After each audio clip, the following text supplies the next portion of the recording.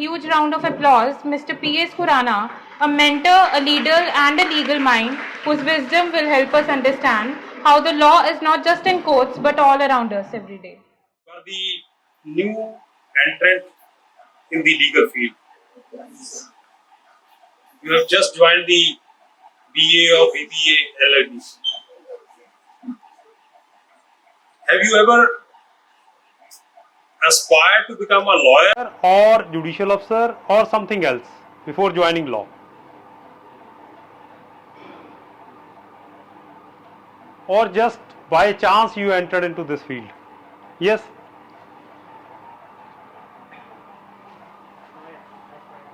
Aspire to become lawyer? Oh, very nice.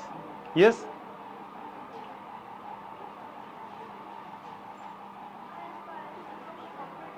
Corporate lawyer. Why? Is there any reason? No particular reason. Have you ever seen the life of a corporate lawyer? Have you visualized that you fit into it?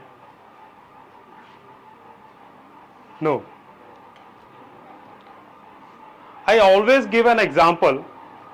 When you want to buy, say, a jean, a trouser, or maybe a pen, or even a notebook, you always make an effort to search which is the best to suit your needs. Are you doing the search or not? Deciding your life in the shape of a career, have you made those searches? Have you made those efforts to see whether you will ultimately fit and suitable to this profession or not, or this profession is suitable to you or not? Have you made those efforts? Yes or no? I think you are mature, well versed and well informed person, and you made the search before entering into this legal arena.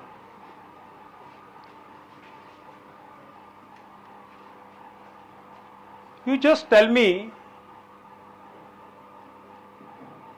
first, before coming to this topic, which is our today's discussion, what is the meaning of law? Because you are a student of law, what is the meaning of law? You must know what is the meaning of law. Yes, anyone. There is no language barrier. You may speak in Punjabi, Hindi, English, whatever. Yes, please. Rules and regulation enforced by a particular parliament. Perfectly right. Here is the catch. She has explained what is the meaning of law, and she is perfectly right. But if you frame yourself within these words, if I'll ask her what is the meaning of regulation, she may not be able to understand. So, in the field of law, you must understand the basics. Basics means what ultimately the word or the concept explain and connote its real meaning. She is saying these are the rules and regulations which governs the life of an individual made by the state. State means it may be the parliament, it may be the, please sit down, the state legislature. You must have, if you are a student of political science, you must have read law-making powers of the parliament, law-making power of the state legislature. Now the moment you are conceived in the womb of your mother, something or the other is started governing you. Whether the first day of your existence in the shape of an embryo, whether your mother has the right to terminate it, the answer is no. Why we are getting this answer no? Because some law is governing. Your mother is not entitled to terminate unless and until there are some circumstances which compel her because of medical reasons to terminate. Now you started growing for 9 months.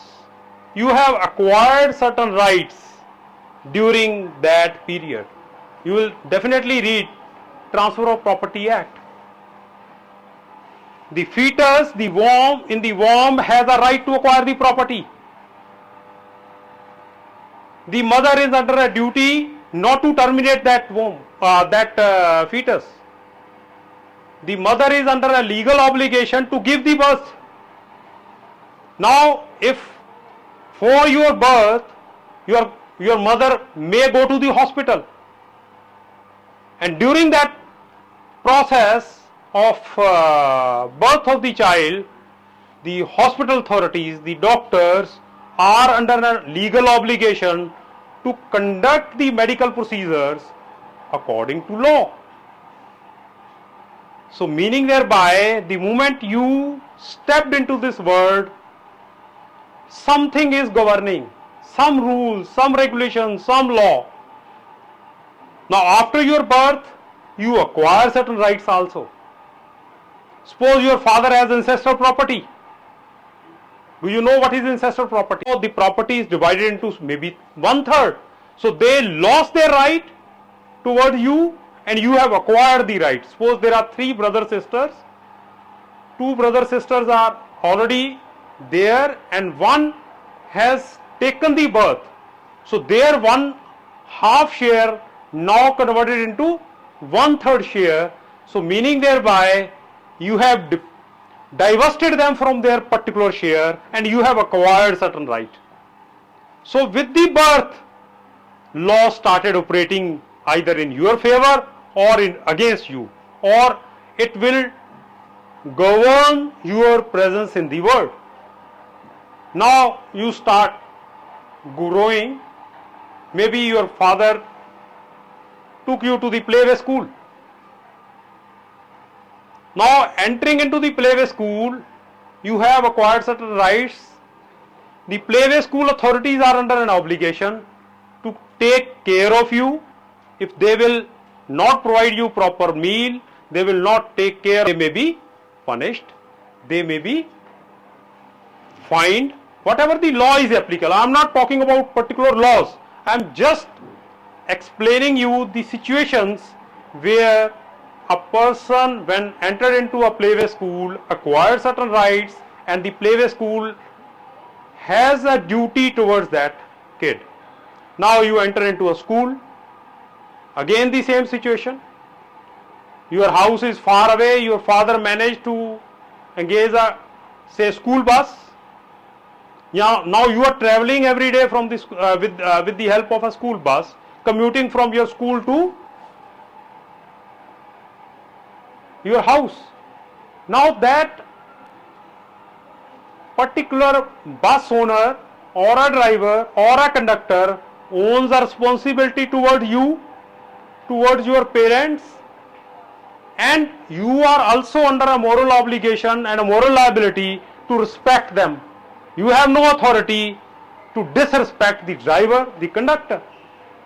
Similarly, if you are in the school, you have to be disciplined. Discipline means rules and regulations. You have to follow the rules of the school. You have to respect your teacher. You have to sit in the school, in the classroom in a particular way. What is discipline? Again, governing your conduct. What is that? That is again law. Now you appear in the exam. After appearing in the exam, your result will be declared. Who governs that? It is suppose CBSE, ICSE, Punjab School Education Board. Again, those boards are governed by law, and they ultimately examine your question papers and answer sheets in accordance with certain rules and regulations. If you have a re-evaluation, you have a right to get it re-evaluated. Again, a law provides it, so you are entitled for it. Similarly, you enter into now this university. You have filled the form. You have shown that you are eligible. You have shown that you are meritorious. And then you have been given the admission. Now what law governs? It is the university regulations which governs your admission. Now you are sitting here as a student. Again, the whole law is governing you. Can you have a duty towards the person sitting next to you? Yes, you can't misbehave with her. Then it means your even behavior is governed by some rules and regulations. So in our life, law is governing everything in the life. It may be in any form. So if it is so important, if it is so relevant in our life, then we are under a duty to know about it. I am just giving you one example. If you enter into this university, I am explaining my only experience. When I was a student, whenever I have to apply, I read the prospectus of that particular institution right from first word to the last word. Why? Because that is the law which governs the admission in that institution, and I must know what are the minimum conditions to seek the admission in a particular subject, what type of faculty this university or the institution has, what are the rules of admission, what is the fee. Fee is again a part of the regulation. So ultimately, even if you have entered into this institution and now being a part of this institution doesn't mean you are free now. You are again governed by the regulations, rules, and those rules and regulations are the law. So ultimately, in this part, we can say each and every aspect of our life is governed by law. Now take another example. You wake up in the morning, waste the water, you utilize optimally. So with this, again, if you start preparing to come to the university, you have to wear the clothes, you have to wear the shoes, you have to maybe the makeup for the girls. From where you have purchased it? All these things you have purchased from the market. And the market people owe the responsibility toward you to provide you at the minimum price and a quality as you expected. If they have not done it, then you can sue them under the consumer law. So again, even you wake up in the morning till the end of the day, when you go to your bed, each and every aspect of your life, you move from your two-wheeler, four-wheeler, from your house to this university. Motor Vehicle Act will be applicable. You have to be having the valid driving license. You have the registration of your vehicle, and if you are moving on the road, you have to follow the traffic rules. So again, your each and every aspect of your life is governing by law, but we never even thought about it, that every action of our life is governed by law. Have you ever thought it? Have you ever thought of this aspect? Ke saadi life, our life is totally governed by law. Every second, every moment. Now, if you are sleeping, whether you are governed by law or not. Alright, we have talked about it. If you are sleeping, whether you are governed by law or not. Give me a situation.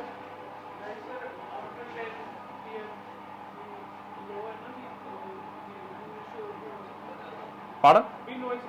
Yes. You can't use music after 10 o'clock, maybe. But if you are sleeping, my question is, if you are sleeping, whether you are still governed by law or not. Now you are the generation who is totally dependent upon this digital media and everything. Your mobile is there, your laptop is there, your iPod is there, iPad is there. Certain applications are being updated, certain applications are being downloaded during the night. You are sleeping. Are you responsible and liable towards those applications or not? The moment you click on the mouse, For downloading, you agree for certain terms and conditions. Once you agree for certain terms and conditions, your liability is there and you have a right to use it, and your liability towards the same software company to maintain it as per the agreement. Now if you purchase a mobile phone, you have already seen this. The moment you purchase it, we start doing something like next, agree. We are doing it. What it means? Have you ever thought of, before doing all these things, that we are governed by a certain law? That's why they are taking our consent. What is the value of consent? If you are giving the consent to a particular thing, it means whatever be the fallout of that, you agree for that. Say they say location, access unlimited, access limited, access when using the app. What type of access you are giving? You are giving them the right to use it. If I have given the full access to my location, Google location, they are still tracing me. I am here. So again the law is there. It is a contract basically. When you are giving the agreement or agree or next, it means you are giving your consent. And if you are giving the consent, it means you are agreeing for the terms and conditions of that agreement, even though you never read it. That will come to the next part. You never read it. Have you ever read it, all the terms and conditions, before using the new mobile phone? Have you ever read it? So the first mistake we are committing. The principle is ignorance of law is no excuse. This is the basic principle. You should not, suppose there is a term and condition that after downloading this software or the app, you have to pay 6,000 rupees per day, and you agree. They deducted 6,000 rupees from your account. You raise the dispute. They say you have agreed. This is the proof. What will you do? You can't do anything. So the point is, ignorance of law is no excuse. This is one. Second, you have given your consent. So this is the value of your consent. So this is the second part. Third part is, suppose you attain the age of majority at the age of 18. We are always saying we acquire certain rights. Right to vote is there. Perfectly right. Again, is it governed by law? That right to vote is a right which is a legal right, and you can exercise your adult franchise only on the basis of the law existing. Have you, I think all of you, with due respect, cross 18? Have you read the law? That you have acquired the right to vote. What exactly the law applicable? Have you read it? So if the law aspirants or the prospective lawyers, prospective judicial officers who have started their study as a law student are not even bothered to see what particular right they have acquired on attaining the age of 18, what we can expect from the general public. So first understand that each and every action of your life is governed by law, and second, you must acquire the information. I am not going to knowledge and wisdom still. Acquire the information and disseminate that information among all whomsoever you came in contact or come in contact with them. Please go and inform that this is your right to vote, you have acquired it, what are the consequences and what are the laws on this.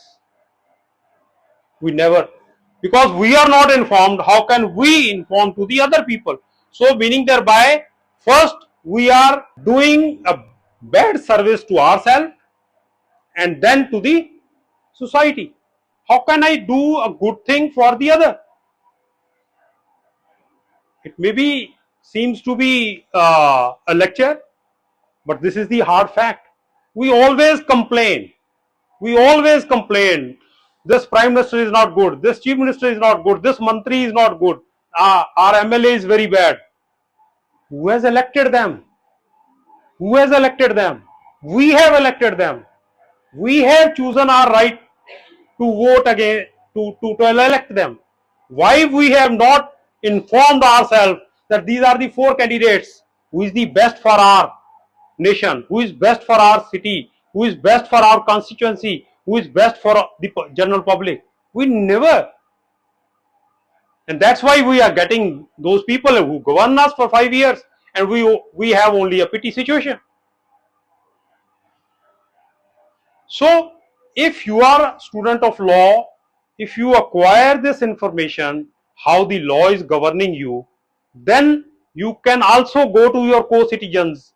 Please form an informed decision how much educated our candidate is, how much political will he has, how much his character describes for the last 20 years, maybe 15 years, whether he is a good citizen or not.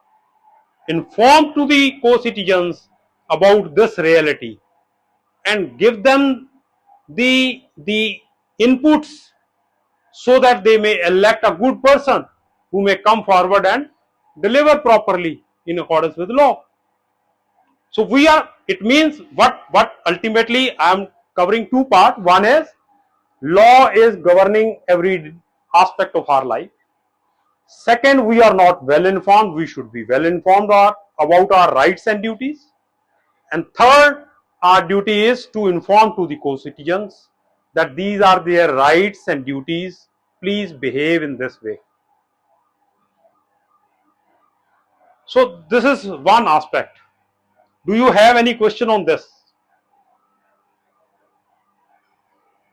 Yes. Any question?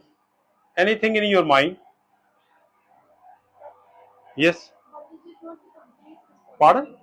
Is it not the company's responsibility? Which company? Or the law's responsibility to let the citizens be more aware and do awareness camps or something like that to make them more informed about it? You are right. They, being a lawyer, what is my responsibility? Bring awareness. To make the people aware. I am doing it. I am doing it. I have a YouTube channel where I am putting forth certain videos where I can become a little bit helpful to the law students, maybe to the young lawyers. I am doing it. Point is not you can assign this duty to a particular individual or a particular institution. It is the duty of each and every citizen. If you have done +2 with a particular subject in your neighborhood, if 4 or 5 students are there, it is your duty to guide them. How can they get the admission? What is the process? How to prepare it? Have you done it? This is what is required. It is not that only one aspect of life is there. You can go to the elder citizens. They are facing lot of problems. You can go and tell them, you have this right. Why you are suffering at the hands of your daughter or son? You can go and inform them. So it is not only the duty of a particular institution or a particular individual or a particular community. My case, I'll explain that. What is the meaning of fundamental right? Yes.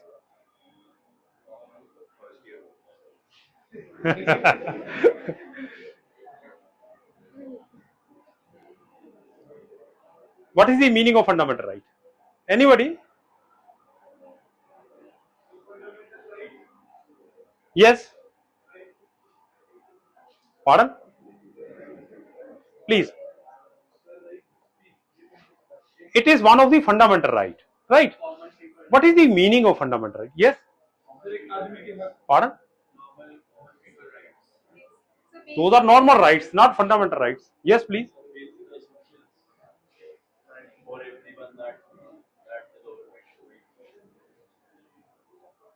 Yes, you are saying something? But they are the basic rights of human beings for all citizens to protect their dignity. See, there are two types of rights. One are rights and others are fundamental rights. Why those have been given the terminology fundamental rights? We always see Constitution, Article 14, Article 16, Article 20, it gives this right. Why there is a difference between a right, a legal right or a fundamental right? Some answers are yes, these are the basic essential rights. I say a little bit with clarity, whatever is existing in my human being life, the moment I has taken the birth, with my birth, some rights are inherited by me. Those are the fundamental rights. And those rights which have been given by law or the legal or the simple rights. This is the difference. Fundamental rights, whether defined by constitution or not, those are inherited by me with my birth in this society, in this world. Now, if you have read in detail Article 21, it is right to life and personal liberty. But the Supreme Court has interpreted in such a way that certain rights, rights of prisoners, they say even to acquire education while behind the bars is a fundamental right under Article 21. The trial should not prolong for unlimited period. These are the fundamental rights under Article 2. So meaning thereby, whatever the rights we inherit with our life are our fundamental rights. And those have been, we can say we are fortunate that those have been defined in our constitution as well. From Article Part 3rd of the Constitution, from Article 12 to, pardon? Article 12 to Part 3rd, 32. This agreement is not enforceable by law. If it is not enforceable by law, then it is no contract, because the subject matter is prohibited under law. You can't sell it. So similarly, Hindu Marriage Act, you just go through section 5, there are conditions of marriage. I think you have not read it. You have not read it. So sir, I think it's over now.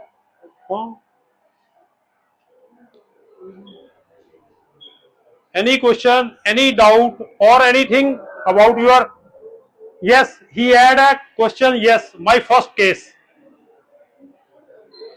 I started my practice at the Tehsil level, and one of my senior colleague came to me for a collusive decree. Now you will say, what is collusive decree? And he paid me 50 rupees and said that you just come and appear in this case. I appeared, I got 50 rupees, first fee, first case. So how the advocates are working, how I can join my profession, how can I do internship, whatever is there in your mind, or still enjoying the first phase of your student life. Any question? Anything? No. Okay, wish you all the best. God bless you. Subscribe my channel, various informative legal articles on this blog. Right, thank you. Thanks to our speaker, Advocate Mr. P S Khurana sir, and for taking out the time from his busy schedule to be with us here today. Sir, I can say this thing, that your session not only explained the complex legal concepts in easy way, but has left a lasting impression on our freshers on our first year students, and they are now very much aware about the importance of law in our daily life. And to our freshers, I believe that this session is a stepping stone in your legal journey, as you are starting your law course, and I believe such sessions will help you to grasp law concepts even more better. Thank you once again to all of you for your attention and enthusiasm, and I want to specially thank our respected HOD, Dr. Hardeep Kaur, faculty members, and the entire organizing team for conducting this wonderful session. Thank you once again to all of you. Have a wonderful day ahead. Thank you very much.